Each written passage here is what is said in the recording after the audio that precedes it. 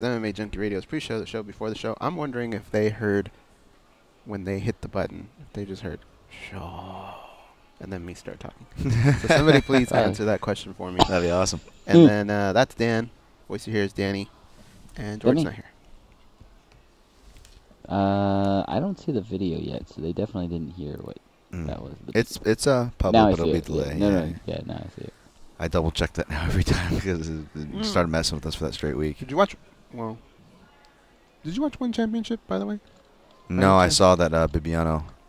I'm surprised though. Didn't people? I thought Bibiano won, but okay. Yeah, it looks like it sounds like it was close. It was close, but they do that. I'm pretty sure they do that thing where they judge the whole fight, not by round. Right.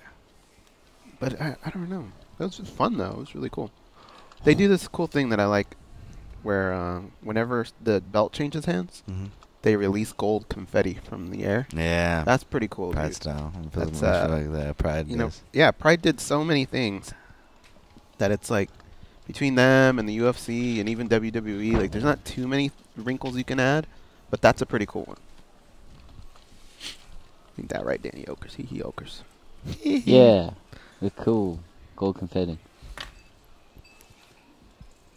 You know what was funny? Okay, we only have 30 seconds, but last night I was at a bar watching Thursday Night Football, but also on one of the TVs they had UFC 223, I believe. It was Rose and Joanna Champion. Yeah. Huh? Oh, you should wear your sunglasses. Georgie's wearing his. We should all wear sunglasses. So I was interested. I was like going back and forth between that. I just thought it was weird to be watching that again. Alright guys, come back. Or, we're going to start. Say What's going on today, man? This is your captain speaking. We are making our descent into Las Vegas McCarran Airport. On behalf of our crew, we'd like to thank you for flying MMAjunkie Airlines. Now please fasten your seatbelts and put your tray tables in your upright position because the descent is going to be a little bit bumpy. Alright, Junkie Nation, it's time to roll, baby, on MMAjunkie Radio with Gorgeous George and Gold. This is what we doing while we do it, baby. All night long, we rollin'! Yeah! The MMAjunkie Radio revolution is upon us. Can you dig it? There's no escape. No escape. Through the vast frontier of cyberspace and through a sea of stars in outer space. One small step for man, one giant leap for mankind. We've solidified our combat communication stranglehold. We are controlling transmission. With the use of MMAjunkie Radio and SiriusXM satellite radio technology. MMAjunkie Radio. Commence transmission.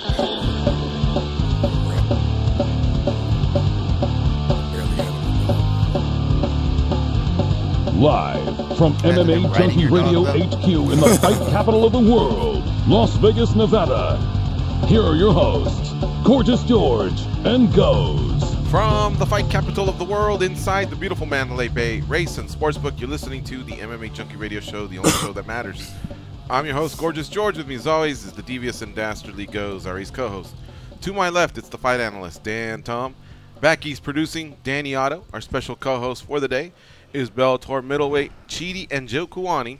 He will be headlining Bellator 210 versus John Salter on November 30th. What's up, fellas?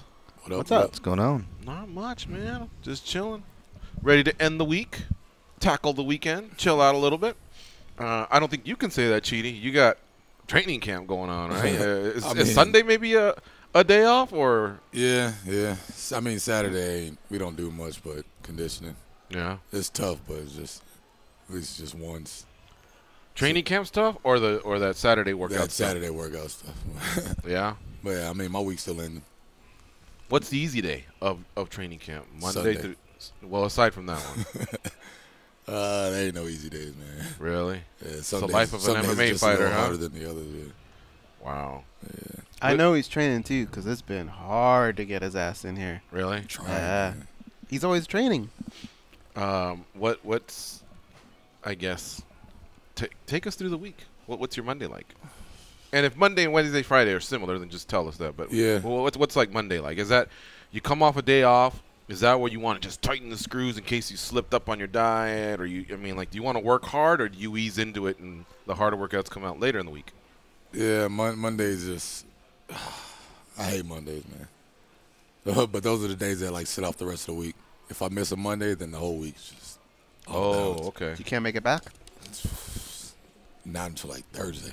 Yeah. What happens Monday morning? Jiu-jitsu. Jiu-jitsu. Okay. Jiu-jitsu. With a gi or without? With a gi. Sergio Pena? Damn gi. Yeah. Yeah. But I mean, it's cool. Like I'm getting used to it and shit. I'm starting to like it. I'm starting to like this jiu-jitsu stuff. Choking little people out and all that. But nah, it's cool. Like Monday, I go from straight from jiu-jitsu to striking. Oh, okay. And then, depending on who's there, I might spar or we'll go through some drills. And what time does your Monday start? Is this bright and early stuff, or you sleep in and then tackle it? I'll probably wake up and run super early, like 6, 7 in the morning, and then go back, take a nap, and then go to jiu-jitsu around like 10. And then some striking or mitts or something like that? Yeah, jiu-jitsu around 10, and then from like 12 to about 2 striking. And then after that workout around 2, you're smashing something, right? Some food at that point. Oh, yeah. Yeah, I probably haven't eaten all morning. You haven't eaten at that point? All right. Yeah. And what's your diet consist of? What do you like to eat during training camp? Like, what's a good meal after? I moved up so I can eat anything. Oh, really? At this weight starting to stay on, so I got to get back on my diet again. But just a lot of like proteins, chickens, greens. In the mornings, I just drink like black coffee. After that big meal on Monday, another nap, or what happens next? Yeah, another depending nap? on how I'm feeling. Okay. Normally it's a nap. Got to add that in my schedule. That shit's important, man. And then what is how does Monday evening end? By then, are you done with Monday, or is there still yet another? Yeah, I'm probably done. Okay. Yeah. Who's the king of ruining naps for you? Where you know your phone went off and you go, man, I know who the fuck that is. They always ruin my nap. I don't wake up too much, man. Really? I wake up easy. I slept through an earthquake before, bro. An earthquake? Yeah, hell yeah. Yeah, I don't wake up through nothing. Where was the earthquake? Where? Yeah. I was in Cali. Okay. Yeah, I was visiting. Hey, they're not that big a deal, huh? We grew up with earthquakes. I was sleeping. Shit, people on the East Coast, they always say, "Oh, but you guys have to deal with traffic and earthquakes." Man, we lived through what, maybe like 3 major earthquakes, and most of the time, by the time you're going, "Fool, is that you? Is that a truck?" It's over. I'm from the South, so we didn't have earthquakes. That was my first time experiencing one. Yeah, but you were asleep. Yeah, so you're good. Count, right? So you're still a virgin then when it comes to earthquake, feeling an earthquake, right? Or have you felt another one? Nah, hell no. No? Only one. Okay. John Salter, wrestler, grappler, jiu-jitsu guy, strong there. What's the plan, Chidi? Do you, avoiding the ground is the plan, I imagine, right? But if you get there, that's what you work on with Sergio? Or do you think you can become an offensive grappler? In other words, initiate some sort of a takedown, take top spot, ground and pound his ass. Like, how do you tackle that opponent? I mean, yeah, if it gets to that point, yeah. But I mean, I'm not going out there looking to take him down. But if we get to the ground, I'm on top. I'm gonna keep him there. Okay. So similar to, I don't know if you caught UFC 230, but similar to what like Adesanya did to Brunson, just like off you go, let's strike. Or did you not catch the fight? I didn't catch the fight. Oh, okay. All right. Well, that was, Brunson's a All-American wrestler. Yeah. And he was trying to take Israel Adesanya down, who's a striker like yourself. And Adesanya, showed some really, really good takedown defense, some balance. Yeah, I seen the highlights. From the highlights, it looked real good. Yeah. But I didn't know how the whole fight played out, though. Can I add something and get Chidi's opinion? I notice a lot of time when strikers, the ones that come from a Muay Thai base, whether it be traditional or otherwise, seem to translate better in the clinch as far as MMA goes. Because I don't know if a lot of people realize the amount of neck wrestling and clinch wrestling that you guys would do in Muay Thai, and I got to imagine some of that translates. You see whether it's like the females like the Valentina Shevchenkos, or he's talking about Israel Adesanya, kind of once he starts learning some basic fundamentals, it seems like you can equip those guys easier with takedown defense than maybe a boxer per se. Is that fair? Or what do you notice from your experience? Yeah, I think it's it's pretty similar. It's like grappling but standing up.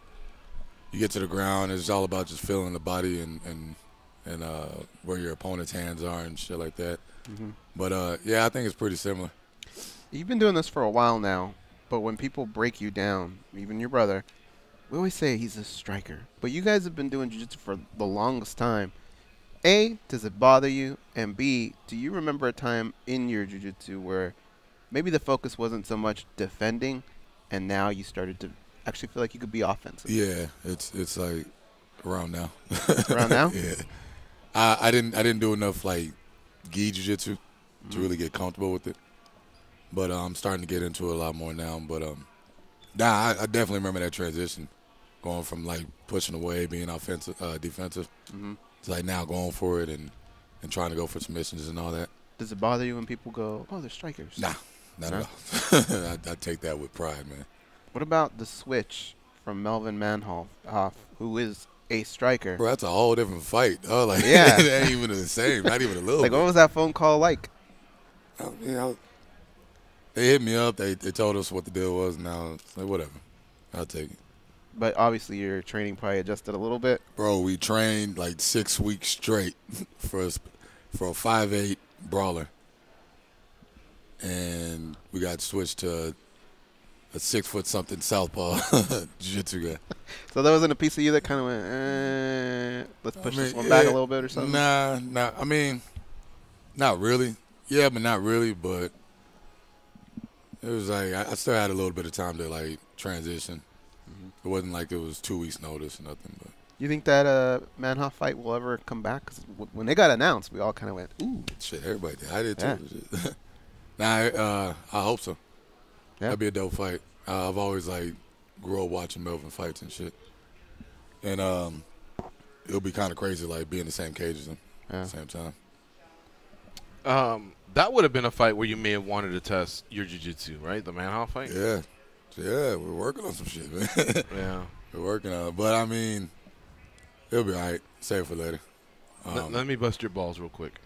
What if a kid came up to you right now and goes, "Man, I've seen you. You're a brawler, right?" What would you say? Because he called Manhoff a brawler. I'm like, he's actually a pretty good kickboxer. No. Brawler almost implied like, you know, he bounces over here. He's a great kickboxer. Yeah. But it's like like a lot of time his technique goes out the window and he's worried about the knockout. Okay. Kind of like Vanderlei. Like a little wide. Yeah, wide, but like a little reckless. More technical, I guess. But yeah, I mean, it's not that he doesn't have the technique. He's crisp as hell, but it's just when he sees blood and he's going for the knockout, it just all his technique goes out the window. But I guess you're 29, right? Yeah. How do you feel about where your combat sports career has gone in terms of Muay Thai and MMA? Are you happy? Do you have goals that you've achieved, and are there even more goals that are yet on the horizon? I'm happy. I was thinking about that the other day, man. I'm happy. Like I'm headlining Bellator cards and all that. Like coming like from where I grew up from and like who I was before. Like I wasn't supposed to be here at all. So like yeah, I accomplished a lot more than anybody would have expected. Mm-hmm. I think I know what you're talking about, but can you share with the audience specifically what you mean by that? I mean, just growing up in Dallas, Texas, or are you talking about just in general? Not like I was in the projects eating government cheese all my life. I mean, it was just like it was just a normal trouble. Life. Getting in trouble. Normal life, getting into fights all the time, not really having goals in life, not accomplishing nothing. People stealing your bike. Isn't that you that told that story? Yeah. That little dickhead. Nah, we cool now, man. That's the only. Oh, you talk to him now? Yeah. Oh, wow. Not him specifically, but like his people. Uh-huh. Yeah, everything's good. What was the move that turned it around? I think maybe my brother coming to Vegas when he got signed to WEC, And like it kind of opened my eyes. Like, damn, we can really make something out of this. Like before that, I wasn't doing nothing. I was working at Target, pushing carts. I got demoted, bro. I was a cashier. Got demoted to cart pusher. Oh, okay. I thought it was going the other way around. I thought. What'd you do wrong? I thought I was moving up. Nah, nothing. I was like the only other big, strong black dude there. So. Oh, okay. But now they got that little machine that helps, right? Shit, It's they not had as it bad. back there too, and it still was miserable, especially in the snow. Like, nah, I ain't going out there. The snow. I would think the heat of Dallas, Texas, before the snow of Dallas, Texas. How often does it snow over there? Not often, so I'm not used to it when it does. People ever give you a hard time, like blocking traffic and shit like that? Always. Yeah. Getting cussed out by old women and shit. Oh man. I did do that in a Whole Foods parking lot. I didn't have to do no snow or anything like that, but just having to retrieve carts in some of the most entitled parking lots was not fun. I'm sure we have some similar pet peeve lists. Trash, bro. Yeah. Do you always return your cart back to the station, or do you? All right. Don't lie. I do. Really? Yeah. Well, you guys. I just went to Target I'll yesterday. Hop it up on the curb of the, like the planner. Just yesterday, I went to Target and I did it, and it's just I just do it. I just Always. Wow. I mean, if you were to go, are you sure? Think about it. The only thing I'd say is, because I can't remember a specific time, I'd go, it may have been raining, pouring, and I just wanted to get in the car, and that's it. Other than that, they're usually not that far away, so I just go do it. There are very few things in life that will really piss me off that are stupid, but one of them is when the carts are stuck together and you can't pull them apart. Dude, I hate that. People are waiting. You look dumb. You know some lady's just going to come and she'll figure it out. Because there's like a trick to it, right? You lift up the thing. The new Target ones are very sturdy, and they're easy to just pull apart. It's not like the old market ones that were all metal. Yeah, exactly. Those could just jam up. But these are easy. They're durable. They even got the wipes. Do you guys use the wipes? No. You take out the wipes and, the bar that you're holding it by? People get crazy with that thing. Well, because I'm thinking, if the person before me was like a little kid, he's sitting opposite in his little seat, right? Right. And they're picking nose and mouth and grabbing stuff. And that's what he's holding on to, he or she, right? Right. And not to mention the mom that's pushing him. She could be a filthy animal, too. So, yeah, I definitely use those. And I'm not a freak, about that. I'm just it's there. They make it convenient, so I do it. I hear that, but I'm more along those lines of what Ghost said. It's that not that paranoia or anxiety, too strong of a word, but when you're approaching the carts, you're worried about it being stuck together. I'm more looking for dirty stuff because I don't want to be the person that's I don't want to be the person that's having to wipe down every time, but at the same time I don't want to grab a cart that's going to cause me to wipe it down. You know what I'm saying? I'm trying to find that balance to where I can find something that's clean enough to where I don't got to worry about it. Get my shopping done. But what I was Chidi is my favorite well-intentioned person is I don't mind that move so much goes the curb hopping, but my favorite well-intentioned person is to go, hey buddy, and they just launch it at you, and they're doing you a favor. You know what I'm talking about? I want this shit. Yeah. It's what the? Wait, that's not a favor? That's not a good thing? Yeah, just leave it. I'll come back. Circle back. Now he's got to take more. Huh? Now he's got to take more. I thought the guy's trying to round him up, and you're doing him a favor by going, "Hey, here you go. Here's some assistance."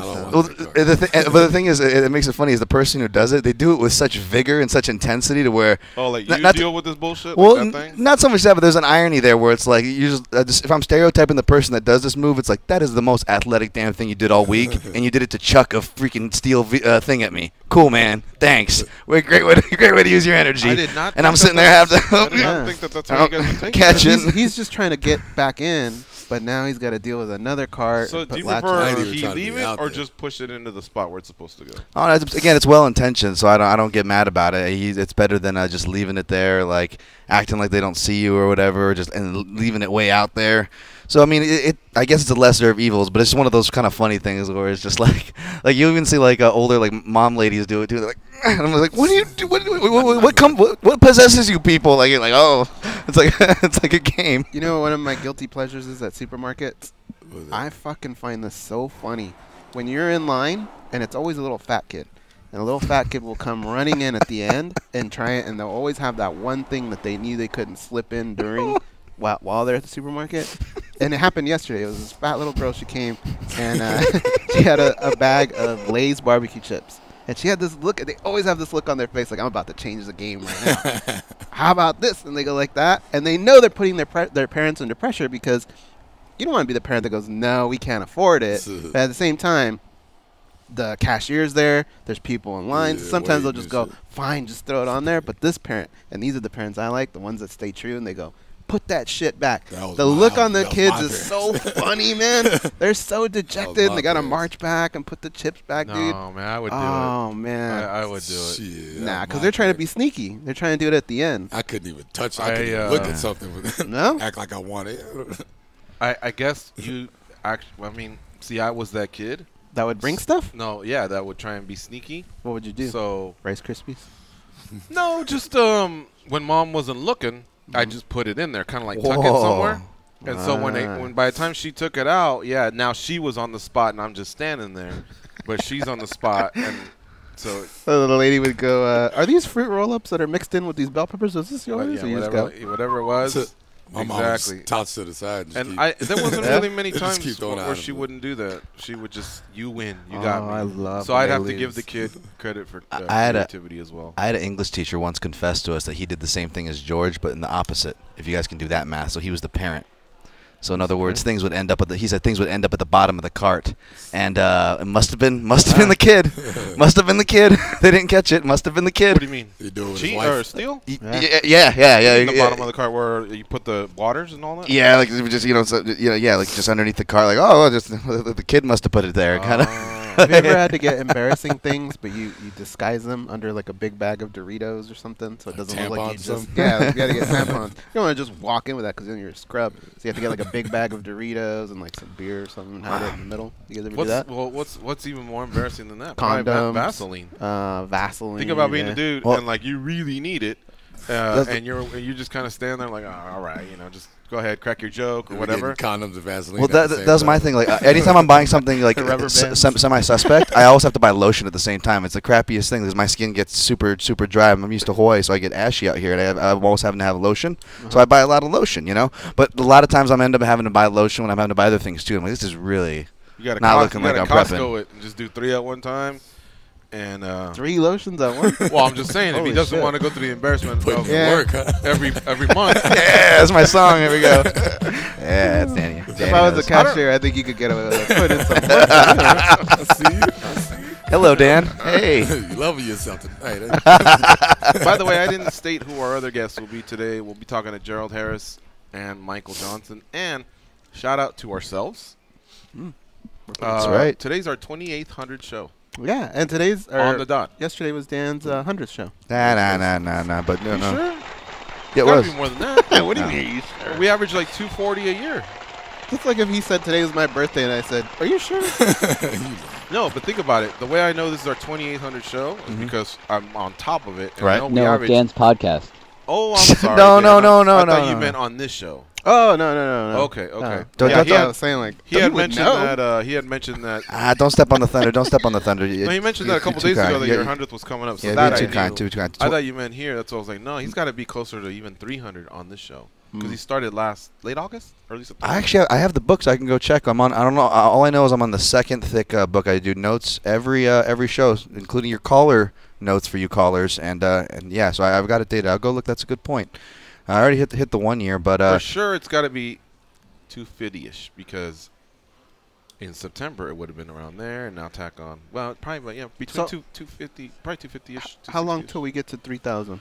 Wow, you guys are All doing right, something if special you for that. want to know, if we were to just go at the pace that we do, Okay. couple days off, holidays, this, that, whatever, it'd probably be next year around this time. A little bit closer to like September or August.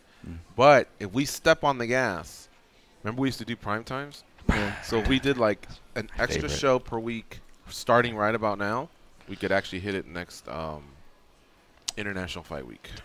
Do you remember the first time his brother came on the show? Yes. King Mo brought him, and King Mo also brought Joe Warren, right? I think that was that might have been the same night. It was a primetime show. Man, It was a primetime show, yeah. I remember Your that brother now. was just sitting in the corner, Yeah. and I remember King listening Mo to that. goes, you gotta watch out for this kid. He's gonna be something big. So, And your brother's just kind of sitting there all quiet and that's shit. funny. Yeah. Those are my Was it before WC? Yeah.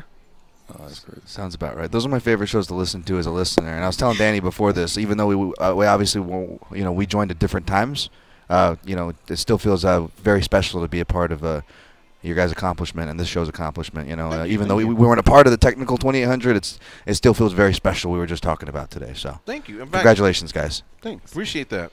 And talking about Danny Olkers, Danny, do you remember what day you started?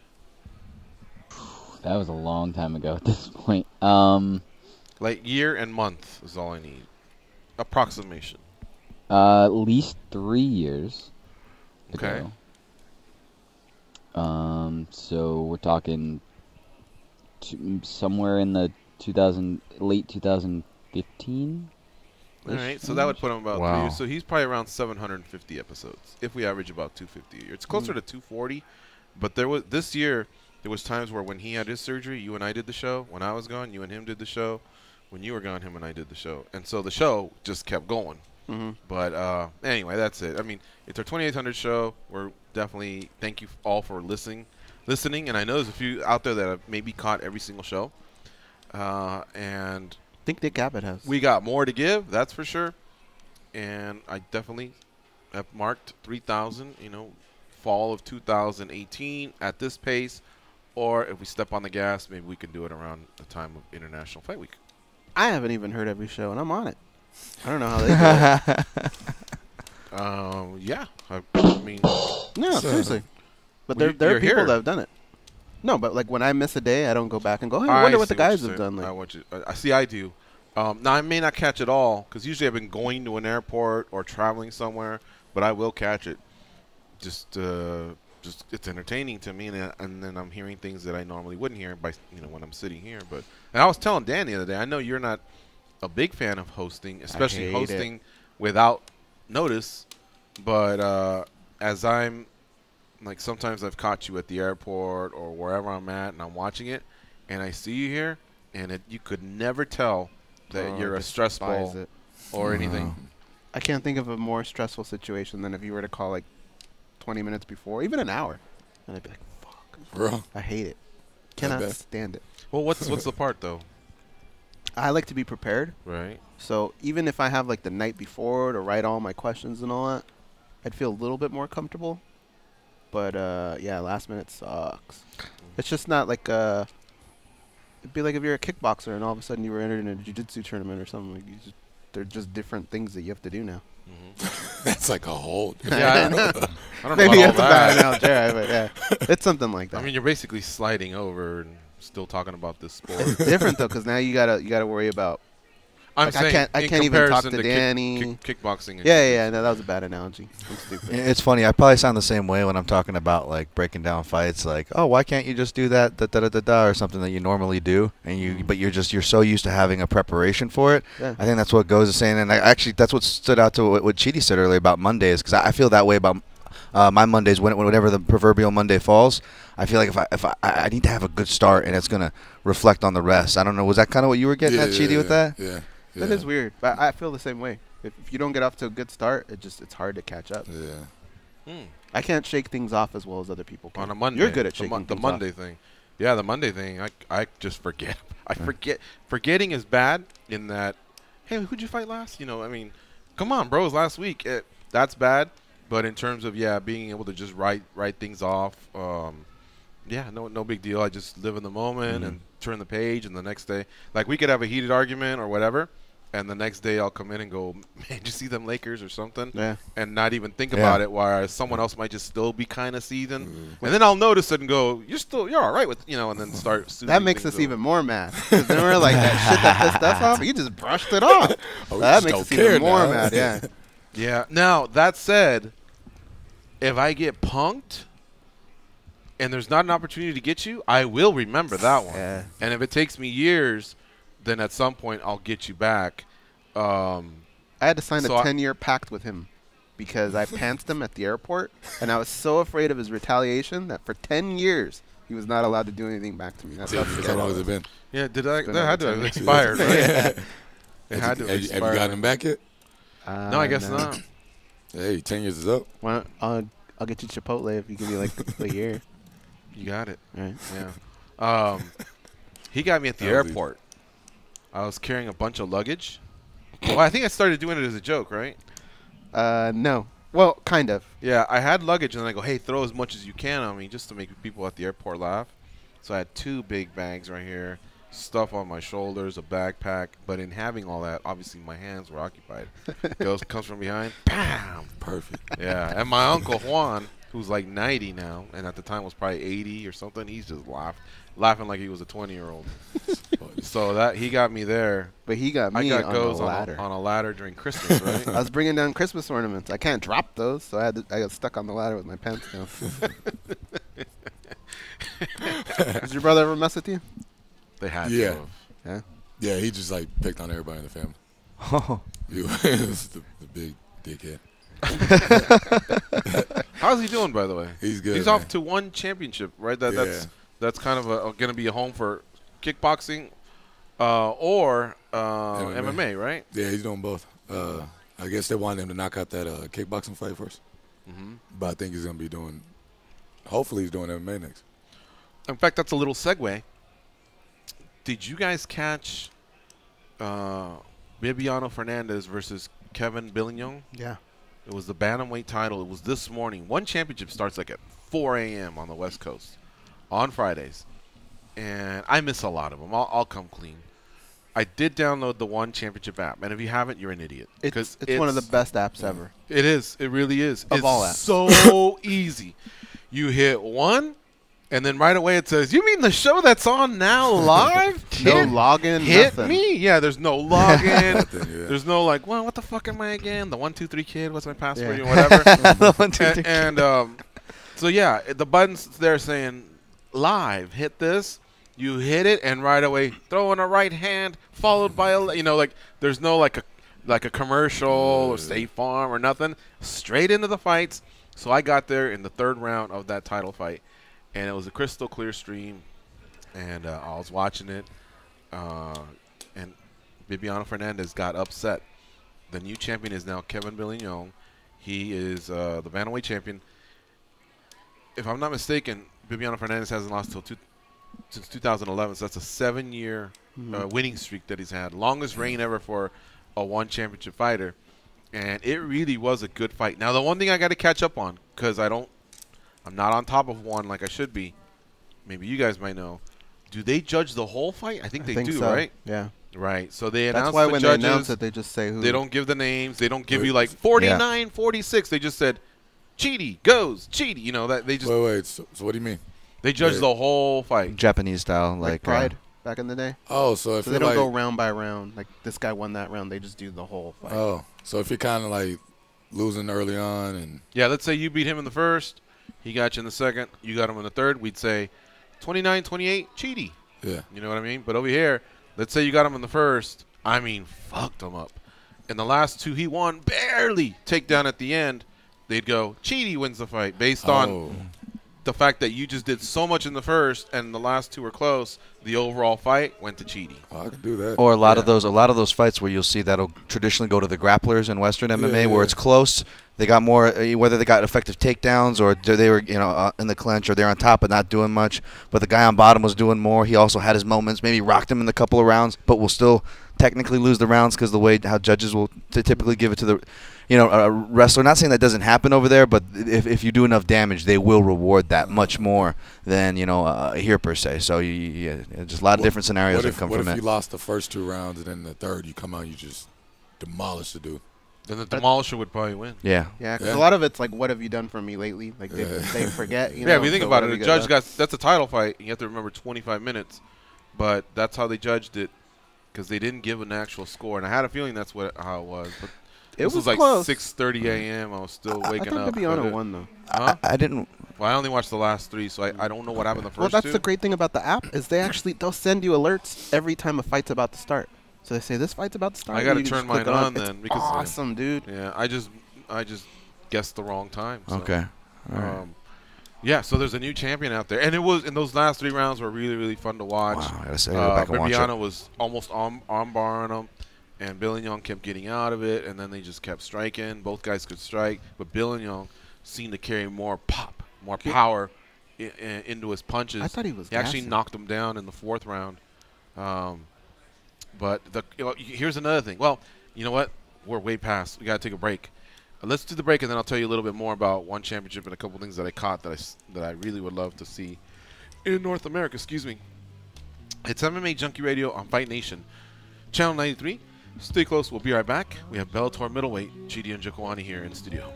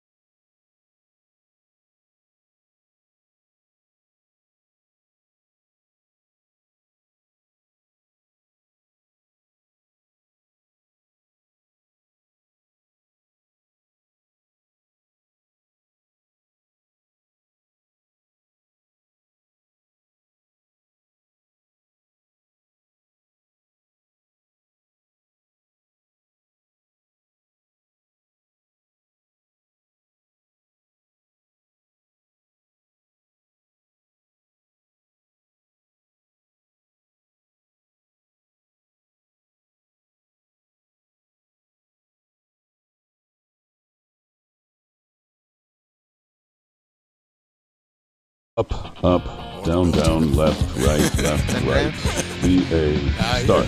You told me that code would get rid of them. Yeah, well, they're still here. Okay, but now they know I tried to kill them. Hold on, Mom. Here are George and Goes. It's Week 10 in fantasy football, and Fantasy Sports Radio is helping your team to win. Listen for expert advice and information 24 hours a day, plus news, injuries, player rankings, and game previews. And if your fantasy football team has gone bust, there are more ways to benefit and grow your sports investments with Fantasy Sports Radio on Sirius 210 XM87 and streaming on your phone and at home on Sirius XM connected devices and speakers. Did you guys catch that? If your fantasy football season has gone bust, there are more ways to benefit and grow your sports investments. What other? The gambling? Yeah. Why not just say it? I don't know. I mean, we have a channel, VSiN, that talks straight gambling for I don't know how long. It's 204. Brett Musburger, I think, spearheads that, and it's out of the South Point Casino here in Las Vegas. Everybody loves it. Everybody loves to talk the spreads and the lines. I don't know why they shy away from it. We're doing it. I got, excuse me, lines right here for Denver. For the Denver card on Saturday. So I don't see what the problem is. Y'all gamble on the fights? Hell yeah. You? No. No? Never? Are you good at picking fights? I'm decent, Yeah. but I got that mentality of like anything can happen. So Stop it. yeah, You so gotta- I just stay away from it. Who do you like between Donald Cerrone and Mike Perry? Probably Cowboy. Yeah. And what about the Korean Zombie and Yair Rodriguez? Oh, he's coming back. Huh? Can't ever go against the Korean Zombie, man. All right. So That put dude right there. Chidi right here. WC Bro, never listen, die. see, if you lose, All right. If you win, Chipotle on me. I already bet. Yeah. Shit. If you lose, I'll just go Chidi. You Yeah. got it, you know. See, I like those odds. That's not so bad, right? That's a little medicine you just got to take, like, and then you just got to go back. My bad. My bad, bro. Hey, who's your celebrity crush? I never thought of that. You've never thought of a hot chick in your life? I like a crush. Well, you know, who's a hot chick? At the current moment, my girlfriend. I'm just kidding. Nah. If you guys weren't together, Yeah. Now, if we wasn't together, right? Can I just throw one out there then? Because you're going to take forever, huh? yeah, Say Ariane Celeste. If she were wrapped up like that, and the snake, yeah, could you do it? Because you're afraid of snakes, right? yeah, What would you do? I'd leave her Just wrapped move. up like that, bro. Yeah, I would call the cops or something. She need help. Fuck that. well, this snake, it They ain't tempting enough, man. that girl. Yeah, but I got you for like 10,000, which I have a feeling you would have done it for like Yeah, 7 or something like that. But that snake was cuddling up with her every night, and then it Explain to the All right, listeners listen. what you're showing them. This is a giant snake, a python. There's this girl, and she's like cuddled up with her snake. She sleeps with it every night. And one night, or for like a week or so, it stopped eating. So she thought something was wrong with it. So she took it to the vet and explained, like, you know, this is what's going on. And the vet said, you need to get the fuck out of that house. I go, why? I go, the reason it's not eating is because it's not curling up with you. It's sizing you up. Oh, Because it's shit. going to eat you. And that's why it hasn't eaten, because it's like, I know I'm about to eat a big meal, and I need some room. See, So that snake was going to that's why swallow I her. don't fuck with snakes. It's See, not but- one of the creepiest things you've ever heard. Yeah, bro. I It didn't gave me like the it. chills. Yeah. If that was a snake wrapped up in $10,000 though, that'd be a different story. You go for the $10,000? Yeah. What would be your strategy? Shit. Like, just you get close and already you hear the... watch a lot of Man vs. Wild. Yeah? I guess attack the head or something. Attack the head? However they do it. But what if he's like this, facing you? Yeah. Start sticking move or something. You Jab try his to punch ass. it? I don't know. Head kicks. So you're willing to trade your jab for venomous for venom? That could They don't have possibly- venom in it though, do they? Well, let's just say it was a Nah. venomous one. Oh, if it didn't have venom, Yeah, then if it has venom, you're going to you're die. just You getting just bit. can't do it. Yeah. What's that? If it has venom, you can't do it. Yeah, It's Right. not going to be yeah. worth it. But let's just say it's just the bite. Like Johnny Right. Knoxville, right? When they were with Mm-hmm. the anaconda. If you're just going to take the bite, yeah, maybe a head kick. Yeah. Something, right? And just Something. hope you... Am I allowed to use Jack something him that up? would be in my Guillotine? house? Nah, I Nah, think no it's weapons. just- Bare yeah, hands, bro.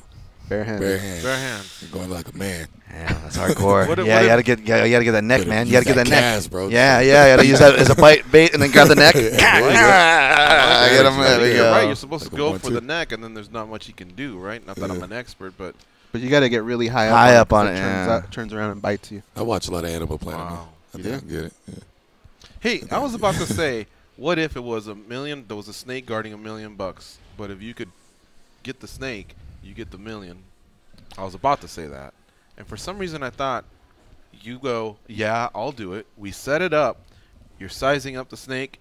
You come close, except the snake does bite you. What would the producer do? Would the producer actually go, it's too bad? He's got to die. He's got to pay the price. Nah, you got to rush you to the hospital. Right. So more than likely, you might as well just say yes because they know they got to rush you to the hospital and you'll survive, right? So you might as well just say yes. I don't think, but stuff happens to you, like the you price, lose motor skills and stuff. Have you ever seen people that get bit by rattlesnakes? Yeah. No, there's one in Costa Rica that I learned about. Yeah, you're right. Yeah. There's one in Costa Rica that fucks you up. I think they remove part of your leg. Yeah. It's called the. God damn it! It's a weird name for a snake, and I'm gonna look it up as we take this call. If you just put Costa Rican snake or something on YouTube, it pops up. Yeah. For $1 million, I'd lose a piece of my leg. I'll be all right. Yeah. I really? Gotta fight no more. Yeah, I got $1 million, bro. But you're missing in a wheelchair or something. I'll be all right. Then you got to change your name to Eileen. Eileen to the left. Right, Showtime in Tennessee. What's up, buddy? Hey, what's going on, guys? What's up? What's up? Hey, I was up early, man, watching the fights this morning, man, and it was actually a pretty good show. I was impressed by the app, how clear the app was on my phone. But, man, I think that guy handled Bibiano, man. I'm a big fan of his, man, but this young kid, man, was popping with power, was kicking. See, George, I heard you say you missed the first couple rounds, and right. This guy was killing his body with these powerful kicks, man. I mean, Bibiano took him down a couple times, but he never really did any damage when he took him down, though. Mm-hmm. So kept going for submissions, but he kept missing them. Yeah, I mean, but everyone putting no ground and pound on him. I think all the power strikes and power kicks, were by the opponent, man. So I hated to see his losing streak. I mean, his winning streak come to an end, man. But I would love to see that fight again. That was a real good fight, man. Yeah, in fact, as soon as the fight was over, they interviewed Kevin, and he was first of all, he was very composed, very respectful to the crowd, to one championship, to his team, to Bibiano. I thought it was really, really refreshing. And this is from a guy that loves the drama, the shit talking, and all that stuff. But I thought, oh, that's pretty refreshing. I enjoyed it. Then they talked to Bibiano, and Bibiano just gave a quick opinion in that he thought he won the fight, but the judges gave it that way. He'd love to fight him again. He congratulated the winner. He was also very, very classy, and it was very, very cool to see that. I think they could definitely market that fight again. It was exciting. The crowd was into it, and I'll tell you more about that, just the little things I picked up from watching it as soon as we're done with the call. What else you got? Showtime? Man, I want to ask Chidi, when will we see him fight again? I'm a pretty big fan of his as well, man. When are we going to see you back in action? Thanks, man. I'll be fighting November 30th. Thanks, Showtime. November 30th. November 30th, yeah, Paramount. versus John Salter. Paramount Bellator. It's Bellator 210, and he'll be headlining that card versus John Salter. Our one other guest that we have today, Gerald Harris, he's also on that fight card as well. All right, thank you, Showtime, for the call. Let me say a couple things, and then we'll go to that last break. So, do you know that when in the Super Bowl a lot of confetti gets rained down, and they have a stage, we were talking about sometimes this that in have the pre-show. music. One championship did that, and Affliction has done that. The Champions League has done that. Pride. Yeah, Pride. How can I forget that? I think the UFC could be. They're probably not going to turn back the clock. They're 25 years in. This is the way we do it. We don't do stages. We don't do fireworks. But I thought it just added to the moment. If you're just tuning in, you must feel that moment's special just because of how the glitz and the glamour that they're presenting. But there was something to it, though, which I thought was amazing. You mentioned a lot of organizations that have tried new shit. Mm-hmm. Their confetti was gold because a champion changed. I think that was awesome. Yeah, I like that. I like the classiness of both guys. And then another thing that I like is the announcer says, 2 minutes left in this championship fight. 1 minute. And every time he did it, for one, the fighters can benefit from it. All they got to do is look at the clock, but they can benefit from hearing it if they're not so deep into the fight that they don't realize it. But I'm pretty sure you can. But every time they did it, the crowd roared again. It just assisted in getting the crowd going. And what's so different from when you're watching the Lakers, and in the middle of it, you hear that fucking thing that drives me nuts, but it does get the crowd. Boom, boom, boom, say hey-yo. And then the crowd goes, hey-yo, you know. They'll do that as before the team crosses the 8-second line just to get them going. You know, they'll have chants, defense. But why not do that? Sometimes I feel like North American crowds only go crazy when the fight is on the verge of completion. You know what I mean? And I don't think it should be that way. Yeah, I did that confetti thing too. When we did that man cave hypothetical, that was something that had to go into mind. You know, so anytime your team scores or you win a bet, you hit that and the confetti comes down. Yeah, there we go. I'm liking that stuff, man. That was pretty cool. All right, this is how they do it in one championship. I have a clip. It's pretty. Boom, boom, boom. Now let me hear you say, "Way-ho!" I think that's the girl that does it, right? Right. And one last thing here as we go out to break. You mentioned trade goes. How about Sienna for maybe Vanessa Hansen? Man, the ring card girls over at One Championship do not play around. Well, you like? Oh, you like the? Yeah, I like Sienna. That's who I would go to Sienna for Vanessa. They just did a trade with Ben Askren and Demetrius Johnson. I think they should do one with One Championship sending over Sienna or Lee Jean and we can send over Christy Blair and Vanessa Hansen. Oh, don't send away. I don't think I've even heard them speak. Like, right? At least we've heard Ariane and Brittany. I'm not sure that's part of the interview. Stuff. Yeah, well, no, but they've done stuff outside of it. These two girls for like the last 5 years, they've yet to speak or ever get caught up in anything. Lee G Nunn could sound like him, and I wouldn't give a fuck. Jesus. See, this is all you guys. I'll let you guys weigh in on the Asian ring card girls because I think I have to do like a 23andMe before I can start commenting on it. I got to make sure I'm not related first, you know. Which one do you like? I got to make sure I'm not related first, man. I can't be just blindly wading in there. I like Lee Gina. Well, how about you, Chidi? You took a peek. There we go. If you weren't with your girlfriend. I got some racist shit in my head right now. I see him being like Enter the Dragon. Enter the Dragon. I'll take you. I'll take you. I'll take you. I'll take you. The same person. The one that has the most clothes on? So that's the same person. No.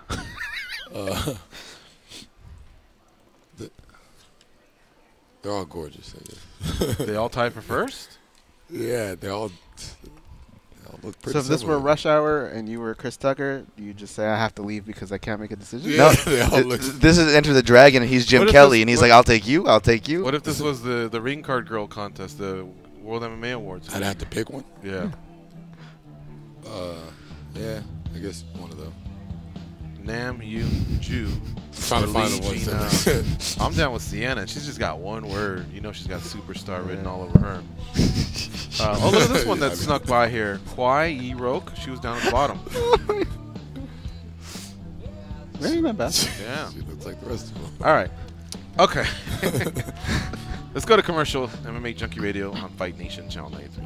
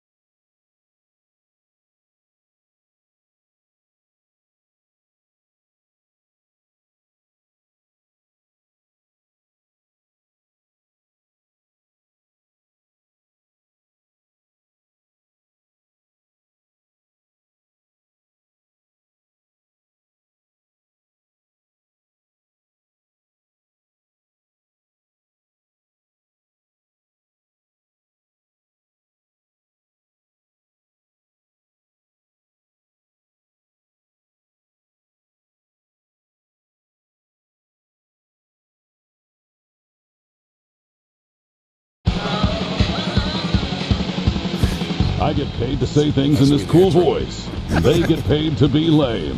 Here are Gorgeous George and Goes. Get radio channel numbers and a link to listen to your favorite NFL, college football, college basketball, NBA, or NHL teams sent right to your smart device. Just go to SiriusXM.com/sports today and click add to my calendar. I see you and the producer crossed up your music there. What was that you were playing, Goose? Oh, man. You know what? I just thought of something. Will you walk out to that? If you pay me some What do I have to pay you? How much? Not much. We're talking about Kathy May on YouTube. You got to walk out to that. I doubt, You yeah. did it for $100? Nah, not $100, man. Okay. You walked out the Backstreet Boys. It wasn't my choice. Well, I know. This is my decision. All right. This will be stuck with me for the rest of my life. My kids gonna see that shit, bro. Earlier in the show, we were talking about snakes, and it's called Fertilance is the name of the snake in Costa Rica. Mm-hmm.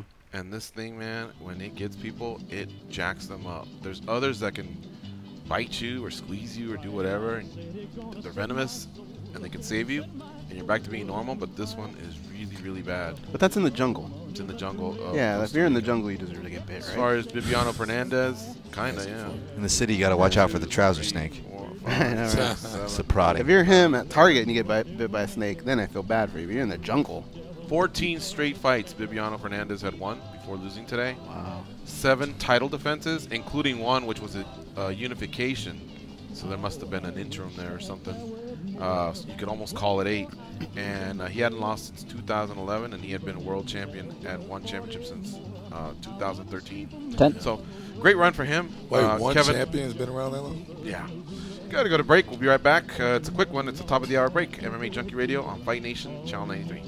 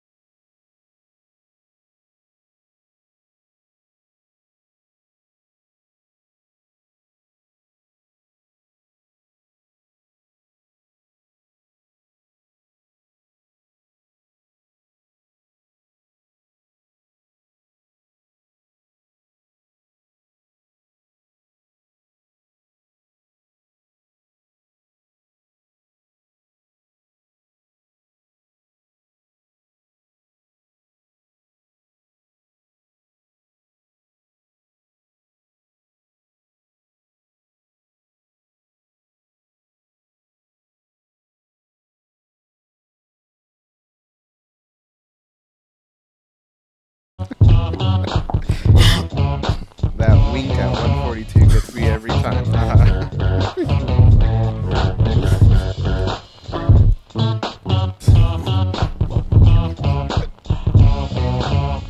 All right, let's start the second hour. It's MMA Junkie Radio coming to you on a Friday. We got Chidi Njokuani in studio here with us. He's fighting, headlining, I should say, Bellator 210 on November 30th versus John Salter. We also have another guest from that card coming up soon, Gerald Harris. We'll be catching up with him. I guess Danny's getting him on the line right now. Big, couple shout-outs here on the YouTube chat. Bucho Rules, shout out to him. Kate, she's chilling in the chat. DJ Quest 562. Knuckle Up 101. MMA Buds. He called us sickos. DJ Tony says they're at 360 episodes. Well over 500 if you count their MMA minute. Rolly Estrada is hanging out as well. Shout out to Rolly. Ryan Gerard. And I will get to some more in just a bit. Westside also chilling. And the Human Moron. Yes. Makes an appearance. All right. Let's talk to Gerald Harris, who's also on the same card as our co-host for today, Chidi Njokuani. We don't know his opponent as of right now. He did release it via social media that he would be fighting on November 30th at Bellator 210 in Thackerville, Oklahoma. And as we all know, Gerald lives in Oklahoma, so I'm sure he'll be a big draw, and I'm sure he's excited to fight again in his home state. Joining us now on the hotline is Hurricane. What's up, Gerald? How you been? Hey, what's up, man? How you doing? Welcome back to MMA Junkie Radio. You're on with George, Goes, and Dan. And we also have Chidi Njokuani here with us. What up, bro? Man, how you get the co-host spot, man? That's right. That's because he on the main card. No, he the main event. My bad. You're right. Yeah. I'm hating. a little bit. Gerald, I think you judged us a little bit early. You released your fight, and you didn't tag me or Goes, and yet you were tripping that we didn't get you on the show. And I'm thinking, like, how does that make any sense? You got to let us know. No, and then to top it off, I go, Gerald, who you fighting? He goes, I can't say. So there's really not much to carve out other than aside from him being a good friend of the show, he's a funny mofo, and it's just great to catch up with him no matter what. But closed mouth don't get fed, Gerald. Hey, that's true. I just had to. I mean, I was joking around, man. George, like, what you tagging me for, man? Well, because the listeners started kind of like, come on, jackass. I think somebody said, oh, you got him on when you want him, but when he wants you, and I'm like, oh, man, it's not like that at all. But all right. Oh, when you know your opponent, but when can you publicly release it? I just have to wait on them. That's the thing they like to do, so I ain't going to mess that up. Okay, so you already know who you're fighting and who to prepare for. Yeah, definitely. Bellator just wants to do it because those leagues, they come out quick. This camp said this and this camp said that, so they want to be the ones to officially release it. So I'm not gonna mess that up. I'm already on the undercard. I'm not supposed to be fighting before people even get there. So I'm not gonna release any information. Right. Okay, I get you. Got 3 weeks. Regarding fighting in Oklahoma, do you like that? You're the hometown guy or home state guy. I don't know how far Thackerville is from Tulsa, but do you like that, or would you prefer to get out to some other cards? It's about. I mean, my first card was Chicago. That was amazing. Thackerville's cool. Being in Oklahoma period is good. Doesn't matter where, but it is literally probably 10 minutes from Texas, so it's like 4 hours from my hometown. So, I mean, I got people taking off work. It's on a Friday, so. I mean, they're dedicated. I had over 100 people come out last time that I knew of as far as my group. Yeah. And I all sat in one section. They had shirts on, so that's pretty cool. Hey. I mean, unfortunately, it didn't go my way, but just being in Oklahoma, period, people they love it. It feels better just to be on my home turf. So, I mean, I won't have that home crowd advantage like I would in Tulsa, which is my hometown, but it still feels good to be on my own turf. All right, Chidi, what you going to ask us? Hey, Gerald, you remember when we fought at Thackerville years ago, like in 2008 maybe? Yeah, wasn't it like a little raggedy card, like it was raining and stuff? Yeah, it was my first MMA fight. It was FTP Global Showdown. Your brother was there. You said what? Your brother was there. He was corny, I remember. Yeah, a long time ago. It rained? It was outdoors? Oh, man. Nah. That was like 2009? 2007. Long. Gerald fought somebody named Jeremiah Sanders, and he won by TKO punches. Oh, okay. They didn't have the H there. Jeremiah Sanders, and it was FTP Global Showdown. Fuck that puto. That was my fight right before the Ultimate Fighter. That was crazy. You know who Jeremiah Sanders is? No, it's FTP. Yeah, I know. I see what you're saying. I see what you're saying. Yeah. No. I'm just saying that fight was crazy being on that card. So. Yeah. It's just crazy. All right. I was with Team Quest back then when they were crazy hot. Remember Team Quest was like the best team in the world? Yeah.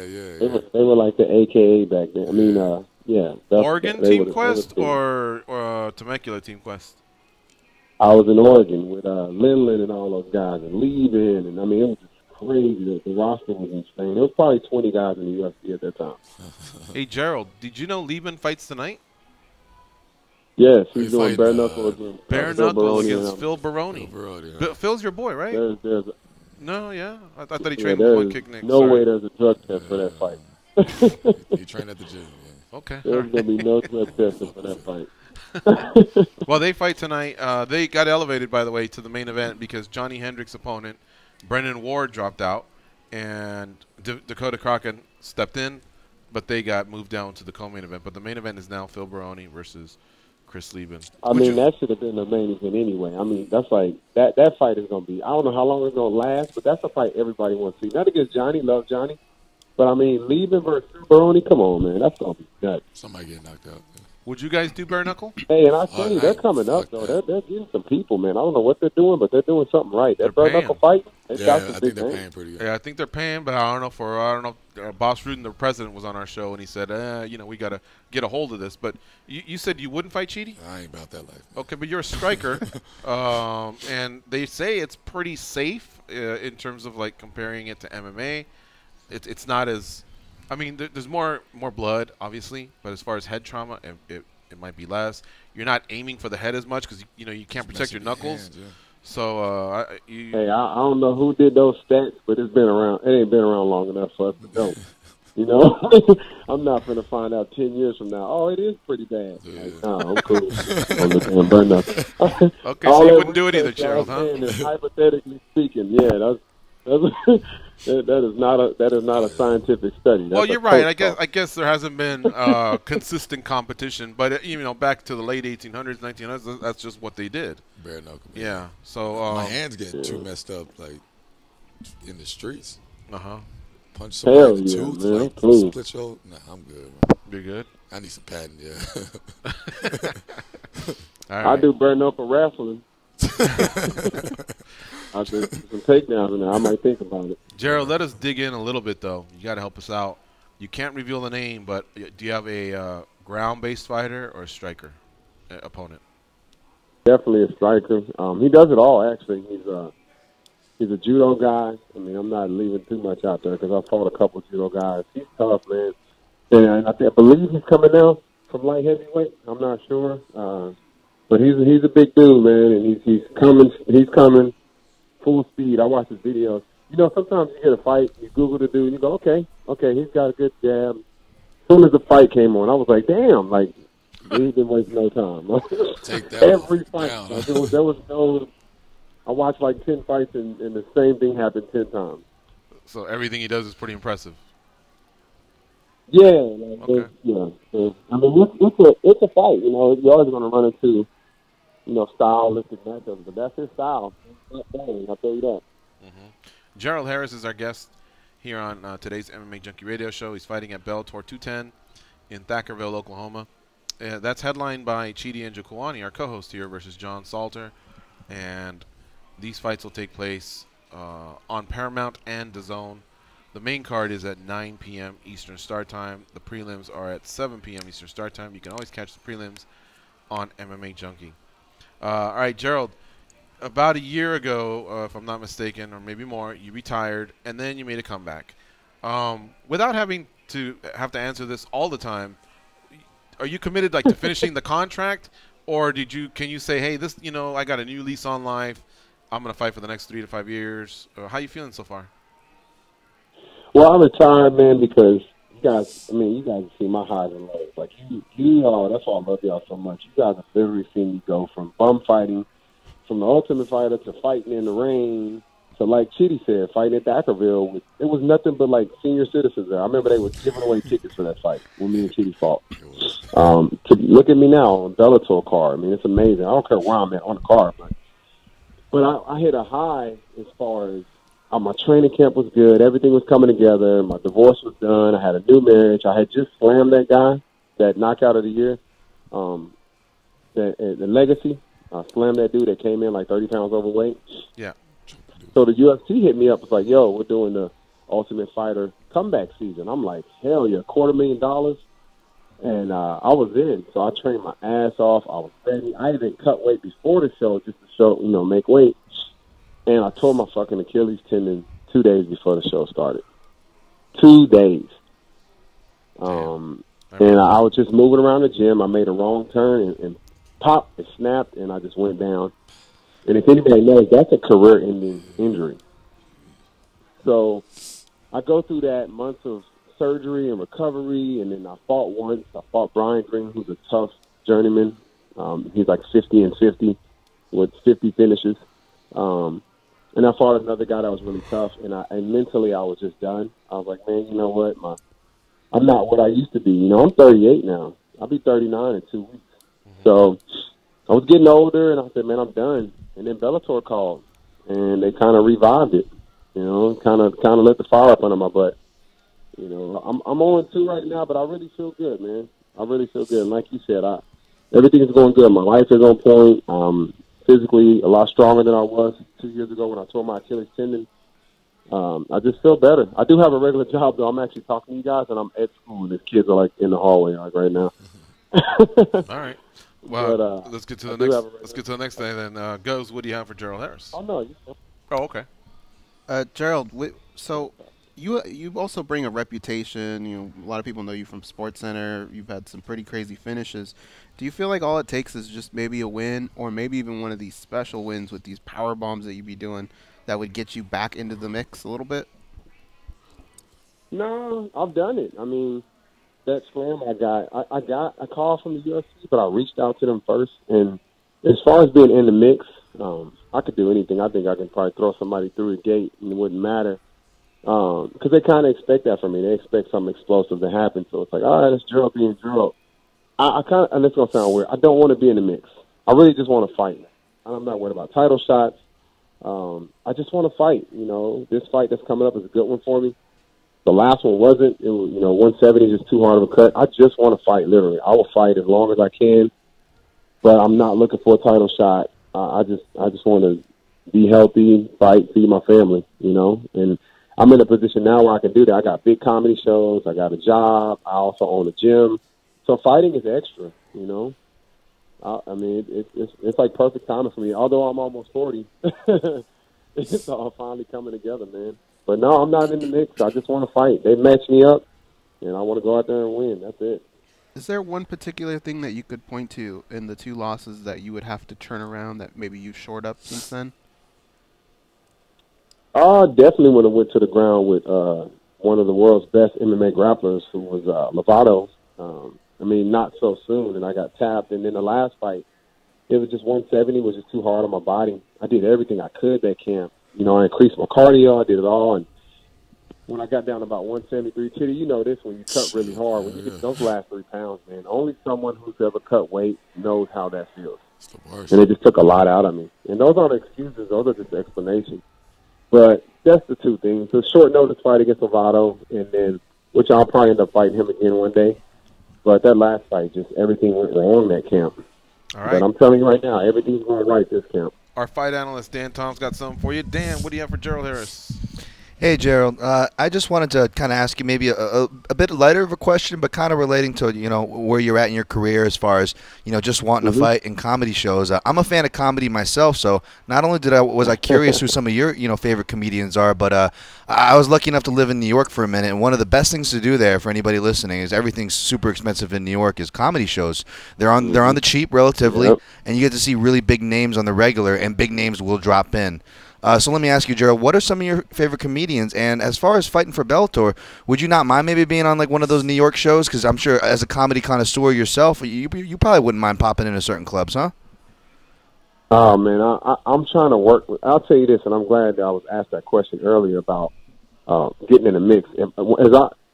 With my age and my experience, I consider getting in the mix exactly what you just asked me. I want to be a commentator. I want to do comedy shows. I want to go beyond fighting. I want to brand myself, not just as a fighter, but as a person. So whatever I can do in that cage, inside and out, man, if I can get myself in that circle, look at Chael. Look what Chael's done with his career. When he's done fighting, he's good. He's still got a legacy as Chael Sonnen, not the fighter, but the person. So I want to do the same thing he's doing, kind of follow his footsteps.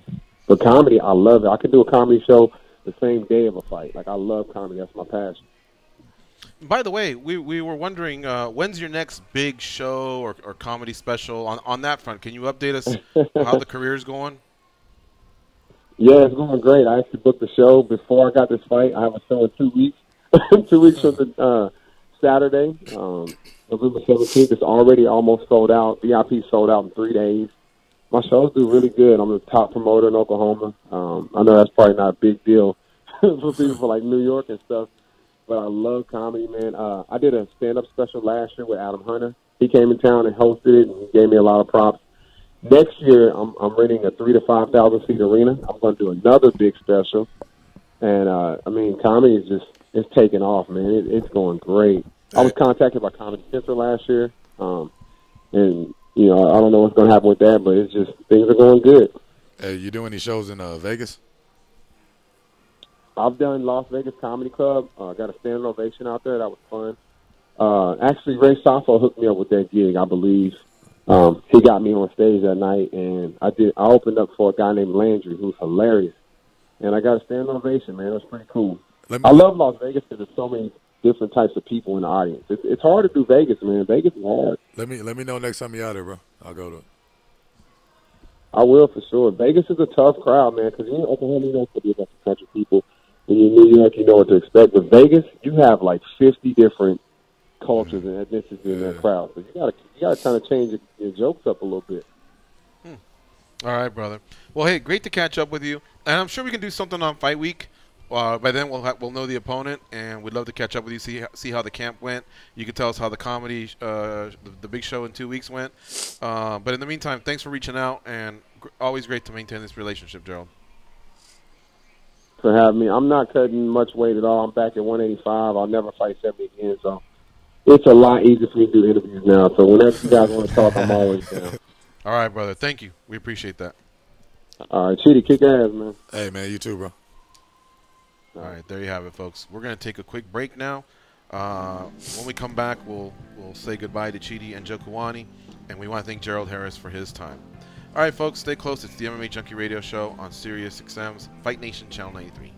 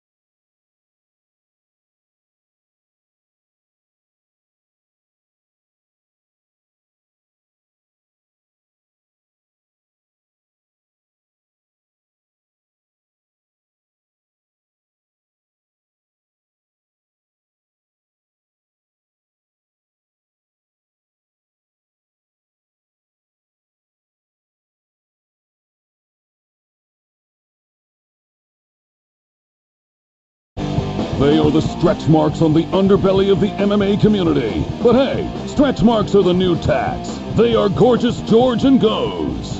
Get the radio channel numbers and a link to listen to your favorite NFL, college football, college basketball, NBA, or NHL team sent right to your smart device. Just go to SiriusXM.com/sports today and click Add to My Calendar. Hey, Chidi, real fast. I know you got to bounce. You a Vegas Golden Knights fan? Yeah. Okay. I mean, like, I'm not a big hockey fan, but I love the story. Like, it's dope.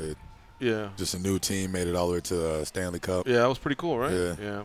And then what do you think of the new stadium going in? And do you have any opinion on the Raiders? Will they become your team or? Yeah. Probably, I'm sure I'll be repping Raiders. Yeah. Okay. I mean, but Cowboys to the death, but. Right. But yeah. Since I'm in Vegas, the stadium's right down the street from the house. Mm-hmm. And then comedy. You asked Gerald when he was going to be here next. You'd go to his show. But I want to ask you. I've seen Frank Mir. I've seen Stephen Bonner, Forrest Griffin, Eve Edwards, Dean Thomas. A lot of people get into this and just try it. Even Leslie Smith.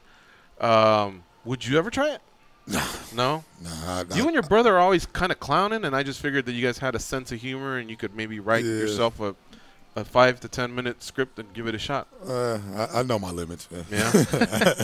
I stay where I'm good at, bro. Yeah. I feel like your presence, your voice, you could almost stand there and stare at somebody and just say, "You better laugh at my next joke," and even that would be funny, you know.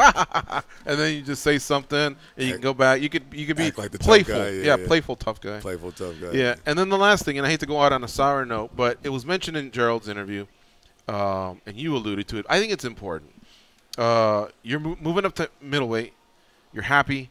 You had some misses at welterweight, and like we talked in the commercial, I just wanted you to reiterate it. This is a permanent move for you now, right? Yeah. You're done with 70 and the missed cuts and getting fined and all that shit. Yeah, I'm tired of taking 20%, man. Mm-hmm. That hurt. It hurt you physically too. Yeah, well, physically, man, like, it took a big toll on me. Like, my body won't ever be the same. Like, my just insides, everything just feels different now. Just missing even my voice. Like, I think I might have damaged my vocal cords. Wow. Because I did like 2 big cuts back to back, like within the same month, and ever since then my voice hasn't been the same. So like, I'm done trying to make that cut, bro. It ain't even worth it. You ever asked the doctor if did the doctor confirm that, or is that your theory about the voice? Well, the doctor said that I might either damage my vocal cords or have like lymph nodes, whatever. Yeah. And but my theory is my theory came from that because every time I cut weight, like, I lose my voice. As soon as I get down to about, I know when I'm about under 180, because my voice starts to go. Wow. And the second time I did that big cut in that month, my voice never came back. So I was like, yeah, it must have had something to do with the cut. Can I ask something in regards to that? I don't know if it's too personal, but I've seen that of fighters too. And then just from personal experience, I was having trouble with my voice lately and coming back. And mine was kind of due to something different, though. I had a little bit of change of the acidity in the stomach and how I process foods. But I've also heard fighters kind of complain about that from weight cuts, the way they almost process foods change. And I'm just trying to connect those two dots because they say sometimes that environment going on inside can actually come up and start affecting your voice. Because that's rearranged. I don't know if anything's changing your diet as far as how you eat or take foods. That's too personal, but I wouldn't doubt that. I think a lot of shit's different. I'm just waiting until my career's over. All right. Go get it all checked out. But as of right now, like, I'm staying away from 170. Okay. All right, brother. Well, thank you so much for co-hosting the first 90 minutes of the show. I know you got to get going. Good luck with the rest of your camp. Thank you. You know we'll be tuning in. You got the big headliner bout at Bellator 210 versus John Salter. So go out there and do your thing. And hopefully we can do this more often. We always enjoy you and your brother coming by. Thanks, man. All right. And so what we're going to do is another quick break, folks. And after that, we'll be done with breaks, and we can just cruise to the finish line. Still having trouble pinning down Michael Johnson, but I believe he'll be our last guest. Still got the daily debate, and we can still take your calls, 866-522-2846. So get in the queue. Again, it's 866-522-2846. MMA Junkie Radio on Fight Nation Channel 93.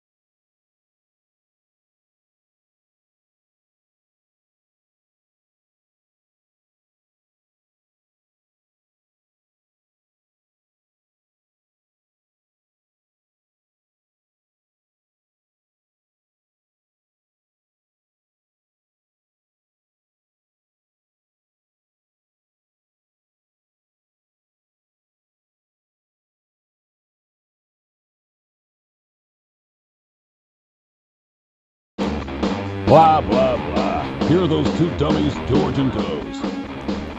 Get in the spirit of the holidays with SiriusXM's full lineup of holiday channels. 15 channels of commercial-free holiday music, including Holiday Traditions on Channel 3, Holly on Channel 4, and new to this year, the Stars of Hallmark Channel.